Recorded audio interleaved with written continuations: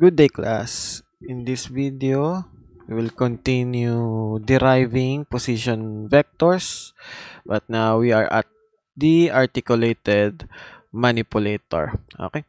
So again, if you are getting or deriving the position vector of two frames, it is just like measuring the distance between two origins. Okay. So let's start from the base for our position vector of frame 1 relative to frame 0, or position vector from frame 0 to frame 1, or P01. So the distance between these two origins, okay, along x sub 0 axis, because frame 0 is the reference frame, is 0 at x element. Okay. Then along y sub 0 axis is also 0. Okay, it is the y element because there are no linked lengths along those axes. Okay. Along z sub 0 axis, we have a sub 1. Okay. So only a sub 1 because there is no joint variable d. We have here joint variable theta 1, but it will not be added to any of our position vector element, unlike from our Cartesian position vector, and also from our 2 degrees of freedom Scara manipulator position vector. Okay, it is because the rotation theta 1 or rotation joint variable theta 1 is at z sub 0 axis. If there will be rotation here, okay, at the joint variable theta 1, or if theta 1 has a value, okay, this a sub 1 will still be a sub 1 along z sub 0 axis. Okay, there will be rotation, but okay, there will be rotation here. The joint 2, joint 3, and the end effector with their frames will change position and orientation, but a sub 1 will still be a sub 1 along z sub 0 axis. Okay, so this is still a sub 1. Next, position vector of frame 2 relative to frame 1, or P12, or position vector from frame 1 to frame 2. So we will get the distance between two origins of frame 1 and frame 2. So along x sub 1 only, we have a sub 2 because a sub 1 frame 1 is the reference frame. So along x sub 1 axis is a sub 2, and because z sub 1 has no link length and y sub 1 has no link length, so these two are 0. Okay, so this is wrong. Okay, this is wrong. Okay, this is wrong because this is like the problem of our Scara here. It's the problem of Scara here. This will rotate. Okay, this will rotate. Okay. Our theta 2 here, joint variable theta 2 here, if it has a value, okay, the joint 2 will rotate. The joint 2 will rotate. The joint 2 will move upward or downward. Frame 2 will move upward or downward. Okay, therefore this is wrong. Okay, this is wrong. The frame 2 and joint 2 will change its position and orientation. So this position vector is wrong if theta 2 will change direction, or if theta 2 will have a value. So again, remember that position vector should have only one answer, whatever the value of position vector. Unlike the, sorry, whatever the value of the joint variable theta. Okay? Unlike joint variable theta 1, whatever the value of joint variable theta 1, this a sub 1 will still be a sub 1 along the sub 0 axis, because this part, okay, these parts are the only one that will orient, okay, that will orient and change position, but not this part. Okay, if there will be a rotation at z sub 0 axis, or if theta 1 will have a value. Okay, so I hope you understand that.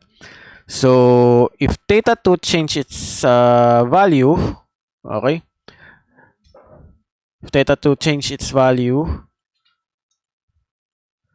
this link and this joint 3 will change position and also orientation.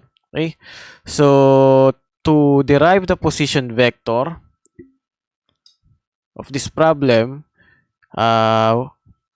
we may need to redraw this just like what we did at the SCARA manipulator, but there is a faster way to do this. Okay, it is to just draw a triangle, okay, at this part of our frame 2, of our frame 1 and frame 2. So we will have here the link length, okay, or the link, imagining that it will move upward counterclockwise. Okay, this is rotating counterclockwise. Okay, then let's leave x sub 1 here, y sub 1 here, but let's color frame 2. But the frame 2 may change its orientation and position. Okay,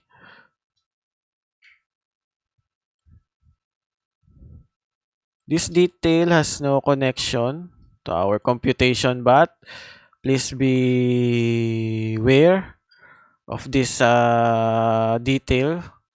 Okay, the detail of the changing of rotation and position of our frames. Okay, so if this link counterclockwise, rotate counterclockwise upward, so x sub 2, y sub 2, and z sub 2 will change their position and orientation. But again, this detail has no connection to our computation, but beware and be reminded of this detail to fully understand what will happen to your mechanical manipulator. Okay, and that is the main function of frame. Okay, the main function of frame is to tell us or to indicate what where will our mechanical manipulator parts move. So we have here the link length. Okay, so the link length changes its orientation and position. So a sub 2 along this link, okay, will also change its position and orientation. So now this is A2. Okay, this green, or let's make it pink. Okay, this pink double arrow headline is also A2. Okay, it's not A1, and it is not at horizontal position because it changes orientation and position. Okay, so we have here the hypotenuse A2. Okay, let's have also here another line colored. Let's color it purple. Okay. So we have here another imaginary line. This is an imaginary line. Okay. So this imaginary line will serve as the opposite line. Okay, because we rotate here, we will have here a rotation angle theta. The rotation angle theta is also theta 2. Okay, this is just also theta 2. If we rotate at theta 2, whatever the value of theta 2 will be the value of the formed angle theta, okay, between the original position of the link and the new position or orientation of the link. Okay, so this is also theta 2. Now we have a right triangle. We have now hypotenuse, we have now an opposite side, and also adjacent side. Okay, so the hypotenuse is the link A2. Okay, so please observe. So the hypotenuse is the link A2. The opposite side is the Y sub 1. Okay, again, our reference is the frame 1. Okay, so this created line is along Y sub 1. So this is Y sub 1. The opposite side is the Y sub 1. And the last side is the adjacent side. Okay? So I will write it. A2 is the hypotenuse. Okay? So katoa. So we will use the principle of SOHCAHTOA. Y sub 1 is the opposite and X sub 1 is the adjacent. Okay? SOHCAHTOA. Okay. I will write here SOHCAHTOA. Okay. So this is just like the problem of double 2 degrees of freedom SCARA manipulator, but it is now facing at the front view. Last time it is top view. Okay, we redraw it at top, facing at top view. Now we are just facing at front view. Okay, so let's go back here. So the element of x, okay, the element of x is the same with x sub 0, x sub 1. Okay, it's the same with x sub 1 because the reference frame is frame 1. So reference x is x sub 1. Okay, x12 is equals to x sub 1. So x sub 1 is equals to, okay, so x sub 1 is equals to a sub 2 cosine theta 2. Okay, a2 cosine theta 2 because the relationship between the theta 2, a2, and x sub 1 is cosine theta. Okay, so this is adjacent over hypotenuse is equals to cosine theta 2. Okay, we need x sub 1, so multiply both sides by a sub 2. So we have a2 cosine theta 2. So our element for x12 is a2 cosine theta 2. So this is a pattern. If we have now cosine theta 2, it means we will have sine theta. Okay, sine theta 2. Okay, so y sub 1 is equals to y12. So the relationship between y1, theta 2, and a sub 2 is sine. Okay, so this is a2 sine theta 2, or the opposite over hypotenuse is equals to sine theta 2. Okay, we just need y sub 1. So multiply both sides by a sub 2. Okay, so the element of y is a2 sine theta 2. Okay. Last is the element of z. So the rotation happens at the axis of z sub 1. Okay, theta 2 is at the axis of z sub 1. But along z sub 1, there is no linked length. Okay, there is no linked length. Therefore, this is also 0. Okay, this is also 0. Okay, there is no linked length that describes the distance of the origin of frame 1 to the origin of frame 2 along z sub 1 axis, unlike the axis of x sub 1 and y sub 1. Okay, unlike x sub 1 and y sub 1. Okay, if joint 2 rotates, okay, along z sub 1 axis, there will be a part of the link and a part of joint 3 along y sub 1 axis. Okay, that is the meaning of this detail. Okay, that is the meaning of this detail. This frame 2 is at the axis of x sub 1 and y sub 1. Okay, because it is at the axis of x sub 1 and y sub 1. Okay, we will use the principle of SOHCAHTOA. Okay, and there will be a right triangle. Using the right triangle, we could get the position vector from frame 1 to frame 2. Okay, so this is the position vector from frame 1 to frame 2. Okay, so this problem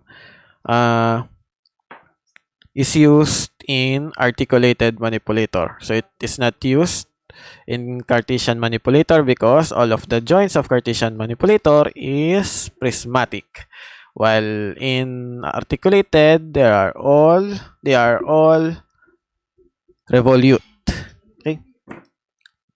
So let's go now to P23. So the situation of P23 is the same with the situation of P12.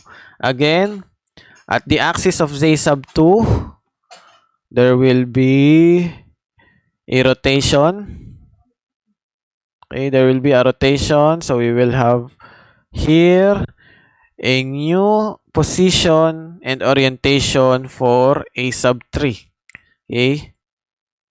So A sub 3 now is the hypotenuse. Okay.